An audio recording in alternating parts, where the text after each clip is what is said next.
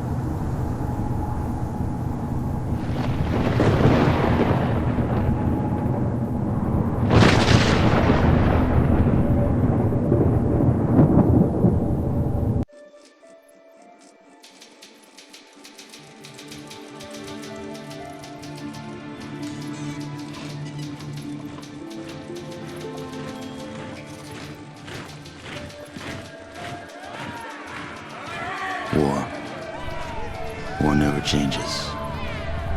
It was the inevitable result of the path humanity had chosen. Everyone who entered into the conflict expected victory. Everyone was optimistic. But as the hostilities escalated, optimism faded, and society began to collapse. The great vaults were built to house the wealthy, the powerful, the influential, and those deemed necessary to their survival. Inside, resources and technology were stockpiled, a final defense against the coming Holocaust. With the past behind them and the present destroyed, they looked to the future. The sturdy Vault Zero was to be the nucleus of the Vault network, housing the greatest leaders, artists, and scientists. The inhabitants of Vault Zero were to reunite the vaults and lead the people to a new life, a new world. But after the bombs, the world would be a harsh one.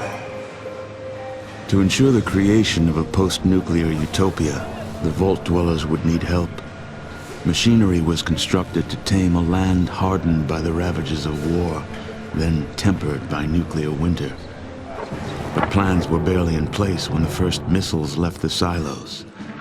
During the destruction, communication between the vaults ceased. Entire vaults were lost. Those that survived were on their own.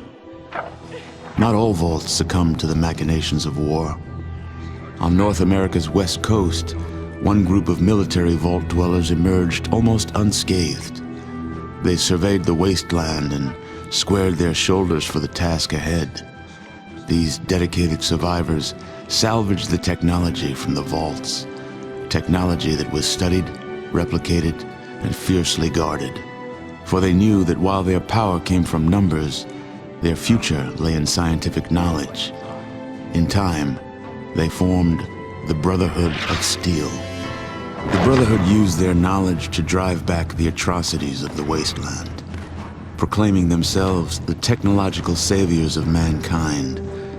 They scoured the land in search of more technology, raiding mutant camps, bandit towns, and the broken remains of other vaults. But even they could not keep pace with the high tolls demanded by life in the wasteland. The Brotherhood found themselves at odds with their need for new blood versus their code of technological secrecy. The debate was lengthy.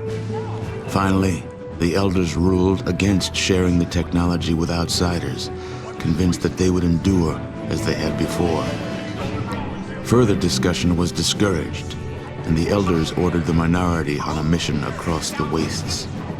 Super mutants, the foot soldiers of a conquered army, had been forced into a retreat across the mountainous barrier to the east. The Brotherhood constructed airships and dispatched the minority to track down and assess the extent of the remaining super mutant threat. But disaster struck while crossing the Great Mountains. A great storm gripped the main airship and flung it far from its course. The mighty ship was badly damaged. The smaller sections were torn from the main craft, never to be seen again. Many of the expedition's leaders were lost to the winds. The fraction of the crew that still survived struggled to keep their ship aloft before finally crashing on the outskirts of a once thriving metropolis, a city once called Chicago. Broken, scattered, and scarred, they took stock of the situation and once again squared their shoulders to the task ahead. The Brotherhood had much to offer the surrounding villages. They traded advanced medicines in exchange for food and labor. They traded protection from bandits in exchange for new recruits. In time, their ranks began to swell. Separated by distance and ideology from the main Brotherhood forces, the minority was free to forge a new Brotherhood of Steel, one that reflected the ideals they had strived for all along. However, one's future in the wasteland is never certain, for an old power has awakened, also bent on making this land its own. Life in the Brotherhood is about to change.